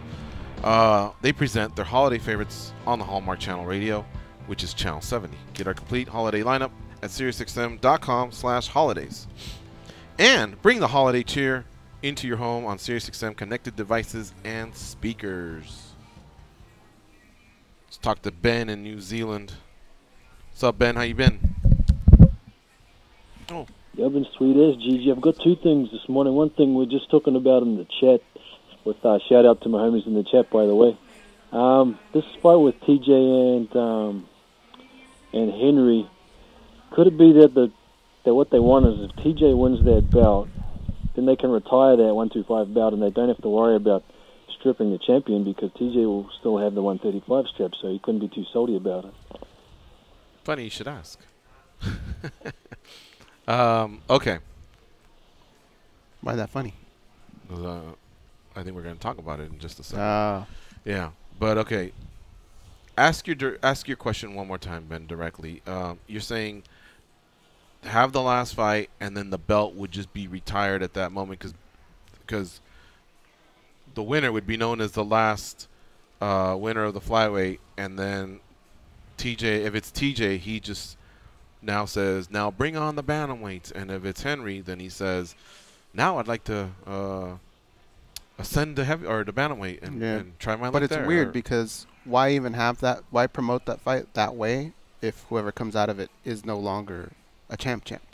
That's like the whole purpose of it, right? I think the only thing I can think of is for Dillashaw, as a favor to Dillashaw, they're doing this. And of course, I mean, no disrespect, I don't know if Dillashaw is at a point where GSP, Anderson, or some of the other greats that would be afforded something like this is there yet. But he seems to have been a pretty good team player, and maybe this was his idea, or I don't know. But we'll talk a little bit more about it in just a few minutes here. But what else do you have, Ben? Well, one of the things I was going to ask Chidi, who is the nerdiest fighter he is known, because something that comes out with everything with Israel Adesanya, if you watch a lot of his interviews, I mean, it's obvious from his nickname. You don't have a nickname the Style Bender if you're not a massive nerd, right? You listen to a lot of his interviews and watch him, and he is, he makes those videos that come out. He makes those videos himself. He's got these video editing skills. He's a guy that's obviously very smart, and he studies the hell out of the game. You watch him in his interviews and with you guys and with other people. He studies everything. He notices every little detail. He does like commentaries on he noticed his opponent did this when he went into the cage. Every little detail. He's obviously this massive nerd. So one thing I was going to ask is who are the nerdiest? I've got a little bit of a list, but I want to ask you guys first. Joe Lazon is one I can think of, but not for that reason. But I think he had almost like computer engineering skills, like to that level, and so he was very active with his vlogs. He would have contests, and then as far as using, these apps and programs out there, to enhance his social media, he was active with that, or videos. So he called himself a nerd. I think he didn't have the nerdy look to him per se. It's not like he was always wearing glasses or anything like that. But I think people just didn't see him as a fighter because, he wasn't bulging muscles. He didn't have, I guess, that swag. I mean, he was really someone that worked 40 hours a week. So that's someone that comes to mind for me. How about you guys? Roxanne Modafferi. Oh yeah, that's another good one. Yeah. And she deprecates herself that way too. She's got to be low key for sure. Ryan James, who's an active fighter, he sounds like pretty super nerdy. Like it sounds like a straight edge dude who plays board games. I can appreciate that. Another guy who maybe doesn't fit the nerd billing for what he does, but he had that look, and really one of my favorite walkouts because he embodied that look, but what is this guy doing going to a cage fight? And it was Tamden McCrory when he was coming out to fight. Yeah. Well, I was thinking of Dustin Hazlett too. He was going to fight Dustin Hazlett, but Tamden McCrory came out to some I think it was Dimmu Borgir or some like black metal, and it was just really random. And I remember a lot of my friends who were into MMA at the time were into metal, and they were just this guy, yeah, everyone cheering, around the TV, and it's just Tamden McCrory with his glasses, he just looks like a nerdy dude. It's great. Yeah, those were all good choices. The Barn Cat. Yeah. Should we ask Chidi? Yeah, go ahead. Demetrius Johnson, though. Oh my gosh. Better close that door. All right, Ben, we got to go, man. Good questions, though, and thanks for calling in. Thanks for your support, and great to see you always in the chat, too. Easy, Ben. Rock on, boys. Have a good weekend. See ya. Man, that was cool when I found out he was Bucho Rules. Yeah? Yeah. For some reason, I thought Ben caught us. It's 4 a.m. over there, right? Yeah. So I thought maybe on his off days he wakes up early, catches the show. I thought he was more of a podcast, but to know that he's live, he's in the chat, so I guess he's just an early riser. Oh, they're quoting Desperado in there earlier, him and DJ Tony, The Weight of My Heart. All right. The daily debate for today is, that's why we kind of tap the brakes a little bit on Ben. We can dive into this a little. How do you feel about the announcement of a flyweight title fight between 125-pound champion Henry Cejudo and the bantamweight champion TJ Dillashaw? Do you love it? Do you hate it? And then the other choice is, why is it happening? How about you, Dan? You go first. I came up with the why is it happening option. I was leaning toward the why is it happening option, but if I'm really being honest, as much as I want to be neutral or optimistic, obviously, in a perfect world, I may have to kind of go toward hate it. And just to be, here's my reasoning. I just think that maybe, perhaps, we got caught speeding here. We need title fights to fill out shows, something we talk about all the time, and something that why we scratch our head. Why are we not adding 165, and why are we taking away 125? And these kind of are counterintuitive to the programming structure that the UFC has to supply us. So maybe the news kind of took tread in part due to us and the media and the fans. And maybe the UFC expedited, knocking out the 125 division before they were able to deliver this news. So now this news kind of tastes kind of funny to us, right? Because we're kind of salty about, it was a close fight between DJ. Wait, DJ's gone. Wait, 125's gone. I think we're all still trying to digest this. So maybe my off thing will be hated, but I'm probably going to regret doing that. And I'll probably be loving it. And I definitely will be watching it come fight time with that caveat. All right, which one's your choice? Got to go with... I got to go with hate it because I don't love it and I understand why it's happening, so that would be default hate it. But I will say with a caveat, I'm going to watch it. I love and respect both fighters. It just gives me a real funny feeling in my stomach, I think, because the order we got this news. I know, but I still don't know which one you chose. Hate it. Hate it. Yeah, like 3 times. He says it, then he goes, but I love it. And so I'm like, what? Okay, sorry. Okay, who do you like? Or what's your choice? I hate it. It just doesn't make much sense to me. I think one of the cool things about this, we hear, how many times have we heard Daniel Cormier called a champ? And if that belt's not going to exist, what was the point? Going forward, how are you going to promote that? It's a fight that doesn't really make sense when you could have had a fight that did make sense, a rematch. I hate it. You hate it. Yeah, I guess I hate it like you guys because it's at 125, but I love it because I thought it was going to be at okay. Fuck, here goes a long answer. Yeah, I see what you're saying. Okay.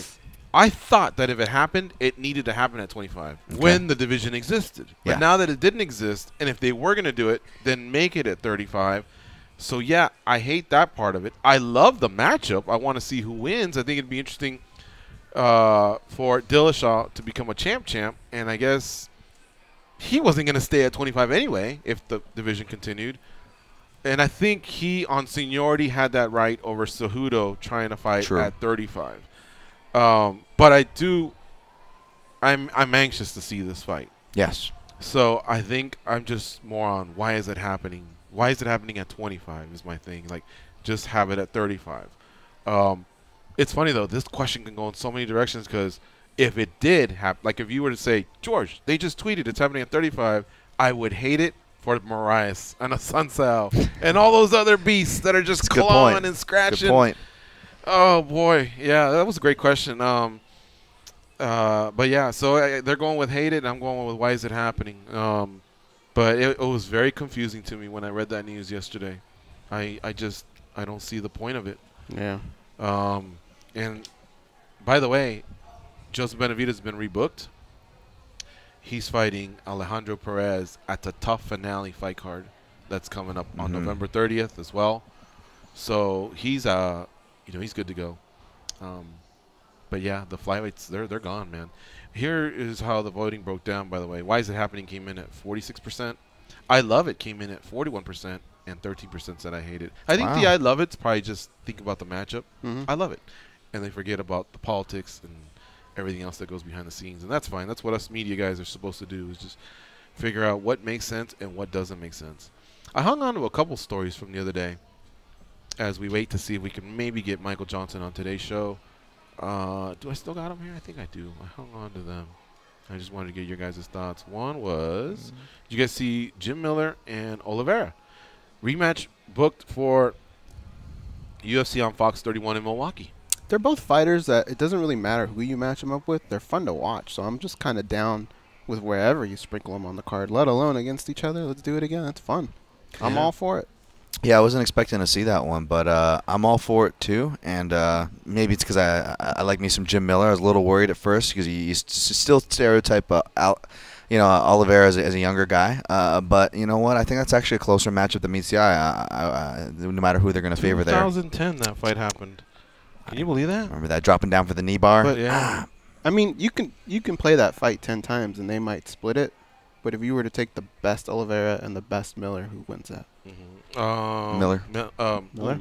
Okay, Prime, like you're talking about Prime? Just the best they've ever looked. I think he's right. Miller? Because Miller can wrestle, and even though Oliveira is tricky on the ground, I think Miller is adept enough to hang in there and stay out of submissions and continue the ground and pound over. And it could be like a 30-27, or it could be top control for 2 rounds with a finish in the third. Yeah. Oliveira is tough, and he's young, and so he's really grown in these last few years. But what I noticed was a lot of times when Oliveira was broke, it was the end of the fight. And, and Miller has the ability to break him. Yep, and whereas Miller, he has been submitted, sure, but if he was submitted, the guys had to earn it. It was like a 3-round. Pat Healy had to put it on him, grind him to get that submission, or Nate Diaz had to put it on him on the feet a whole bunch before the submission opened up. And yeah, like to George's point, Oliveira's more of a he's going to get it done early kind of guy. Yeah. Now I think Oliveira will win. That's who I favor. Volkan Ozdemir is going to be undergoing knee surgery, or he may have, because I'm holding on to this story for a few days now. Oh, yeah. But I guess he had existing damage, and now that fight took place with Anthony Smith, he lost. He figured now's the time to get that done. So I saw that, and I thought, okay. Didn't sound like a scope. Our best to him. Kind of like a cleanup.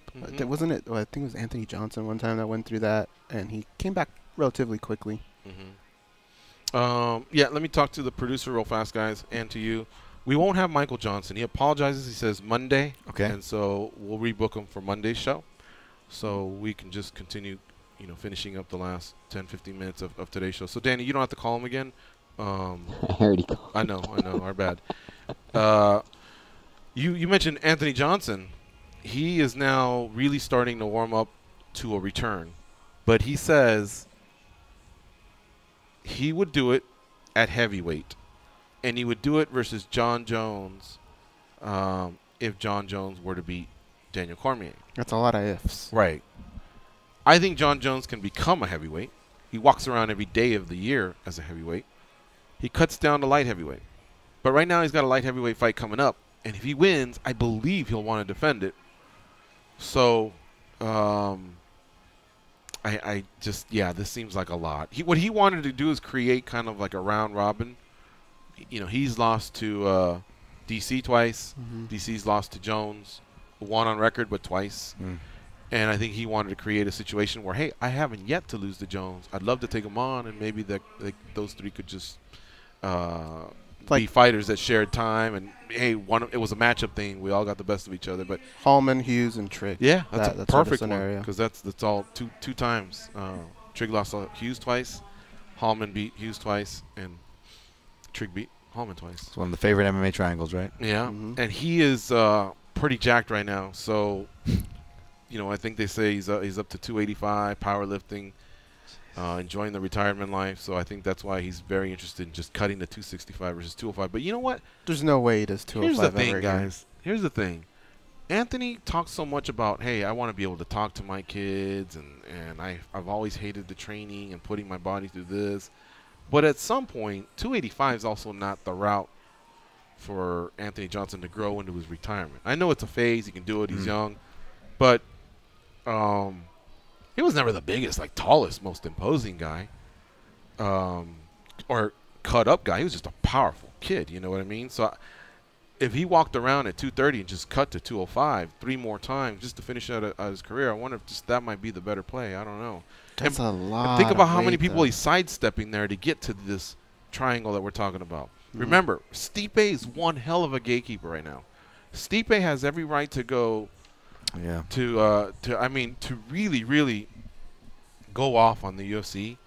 I was listening to Busted Open again, and Dave LaGreca, he does this every 3 months or so. He just blows up at the fact that the UFC is giving a guy who hasn't won since 2010, 2011, an opportunity to fight straight for the title when you got a clear-cut contender in Stipe Miocic, who just broke the record for most title defenses, and yet you're not giving him an opportunity. You already gave something to Derek Lewis, and now you're giving it to Brock. And, man, I'm telling you, he starts talking, and I'm like, he's so right. He's so right, and we're just letting it go because of that moment they shared in the octagon, and it became big business, and we all just let it happen. But can you imagine if Rumble came in the picture, and he'd have to fight somebody to get to these fights is my point.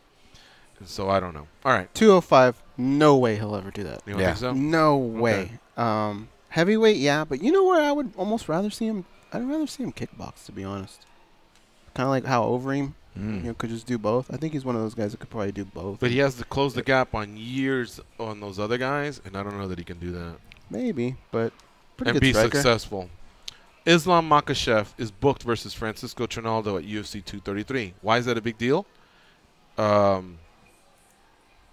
is that a big deal? He wasn't one of the guys in the corner, was he? Makhachev? No. He wasn't one of the guys that jumped in. It was Tubera, right? No. And the other unknown guy that was not Makhachev. Yeah, but it's fun.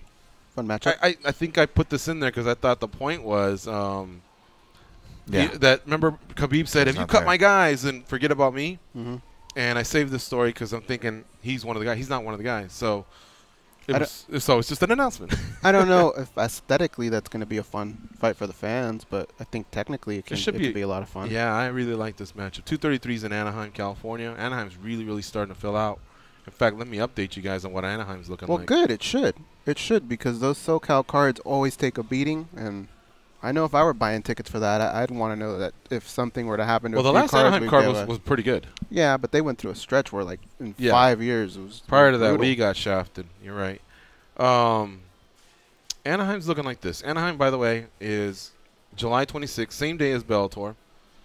And so far, this is what they got. Cejudo versus Dillashaw. We just talked about that. Ben Askren versus Robbie Lawler. Islam Makhachev versus Francisco Trinaldo. Paul Felder versus James Vick. Yana Kunitskaya versus Marion Renault. Joanne Calderwood. Well, maybe it's not as stacked as I thought. I guess those That's matchups. not bad. Yeah, it's a good start, but yeah, we still need superstar names, a few more to round that out. Especially if they're trying to steal the shine off Bellator, which is 1 hour away in LA. I think they could get away with something like that if they build around it, but you're going to put yourself in that spot where if something happens to one of those fights, now you're dookie. I think hopefully they've learned that lesson by now, right? Mm-hmm. Paige Van Zandt will be facing Rachel Ostovich. UFC on 1. No, get this. It's going to be called UFC on ESPN +1 in Brooklyn. And I should say it like this. On UFC on ESPN +1. Not +1. On ESPN Plus, and then it's their first card. So just like Fox Sports Fight Night 1. Wait. No, it's called UFC Fight Night 1, and now we're up to like 139, 140. This is UFC on ESPN +1 in Brooklyn. But I think they're going to be I think it's the first official fight that was confirmed. And you know who confirmed it? Newsday. I see Newsday and Forbes, and they've been talking a lot about of that other for a people are while. getting involved in in mixed martial arts reporting these matchups. TMZ's everywhere. All right, let's talk to Dan in Oregon. What's up, Dan? How you doing? What's happening? Sounds like you guys got your asses up and enjoyed some one this morning. Proud of you all. Thank you. Thanks. Man, and you guys have been, this stuff that you're talking about, that's great. The confetti coming down, actually making a pageantry about it. You know, if you caught the very beginning, they wheel everyone out like it's Pride, and they put everyone on the stage, give them their dewdaps. So that's cool as well. And, but shout-outs to Brave, too. When they went to Morocco for their first show, they dropped confetti as well, like white and red, trying to make it colors of the flag and everything. So they're doing a good thing over there. And they got the World Championships coming up this weekend, the Amateur World Championships. But fights you got to check out if you missed one championship, definitely the main event. And they're doing this new thing on the app where you can go and vote for bout of the night. So they're trying to get the fan interaction. And I think someone's getting awards, too, so I don't know if they do a pick'em contest like the UFC used to have.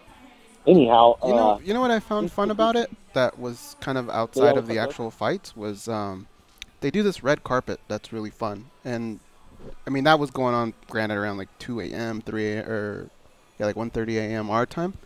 But it's actually kind of fun to just see some of those fighters, other people that are involved showing up, and they're not dressed the way they do here at the UFC. I mean, they got nice gowns, and it's really cool. Cool, yeah. I've heard about that. I've yet to see that, but I'm going to start. The app just made it so convenient that I'm going to start going back, or I'm going to start, I guess, plugging them in a little bit more, especially now that they've got some of these signings that I talked about. That was one of my main complaints is signed some North American talent, and they came heavy with Eddie Alvarez and DJ. I just meant, like, familiar names, but that's more than familiar for me. I'd love to go down and cover just not cover, even just to go and sit down and watch and buy a ticket if I was in Singapore or wherever at a one event. Jim Edwards, he actually covered that last Askren fight, and even Askren referenced it in one of the scrums. He's like, "Hey Jim, we had fun down there in the last fight. You remember?" and I remember like following the pictures down there and seeing a lot of these things that you guys are talking about, and yeah, I definitely wouldn't mind. So check this out. Bellion is he's Filipino, and their next fight card is in Jakarta, which is Indonesia, and then I think the week after that they're in Manila. They're in the Philippine Islands. But imagine the pop that guy's going to get. Brandon Vera now lives in the Philippines, and after 2 years, he's finally going to defend his heavyweight title. So I'm sure he's going to get a ton of love because he's a popular UFC guy, now popular with one. But imagine this guy is homegrown Filipino. I'm pretty sure Brandon Vera is stateside-born Filipino, now living in the Philippines. So I think this is going to be a huge moment for the Philippine fans, and I dare I say it, maybe I shouldn't, but it's our version of Manny Pacquiao for them. He had a great fight. The incumbent was a great champion to vanquish, and now it's up to him to see what he can do from it. But obviously, I'm not trying to say that he's on that level of Pacquiao. I'm just saying it's just our version of it because it's a homegrown Filipino guy winning a big fight. Good stuff, Dan from Morgan. Be Dan from Singapore if he keeps promoting one. If you guys love those crowds, though, go and check out some of the previous fights. Giorgio Petrosian, the doctor, that's right. He put on a surgical kickboxing clinic. Go check that out. And Gary Tonin, way on the early prelims, got, I think, a guillotine choke in just for 2 rounds. So they got some names that we're definitely looking forward to with the EBI champ and whatnot. But definitely check out one championship. Back to you guys. Oh, ACB 90 tomorrow before UFC Denver. All right, brother. Thanks for the call. That's all I got for you. I'm out. All right, see you. Gary Tonin is a renowned grappler. He's actually not a bad striker. He's pretty good. I saw his last fight. He was a little harsh on himself. Yeah. Criticized himself on social media. But I'm telling you, man, for the limited amount of time that he's been striking, I think he's one of the best grappling gurus to, that's able to take to the striking arts. Who's the best? I think he's got a bright future. I think the best is obvious. Well, like, if you think about, like, Drysdale, Vinny, Roger Gracie, Henzo, Marcelo Garcia. I'm talking about those guys from the ADCC world, that are, like, okay, guys, give me a second here. Not Crone. Nope. Definitely not any really of the Gracies. Well, who? Jacare. Yeah. That's a great one. Yeah. That is a great one. And rumors here in Vegas when he used to train here was he didn't like to get hit. Yeah. And now look at him. He put out Chris Weidman the other day. All right, I got to thank all of our guests for the week. First of all, we'll start with today, Chidi Njokuani and Gerald Harris.